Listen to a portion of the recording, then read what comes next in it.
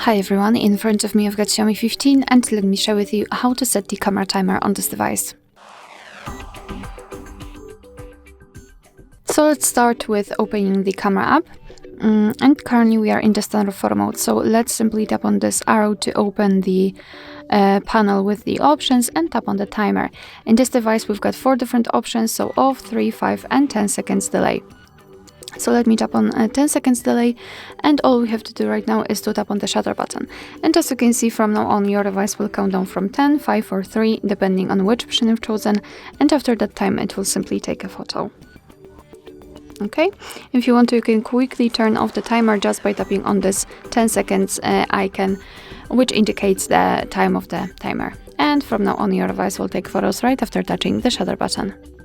Alright, so that will be all. Thank you so much for watching. Please hit the subscribe button and leave the thumbs up.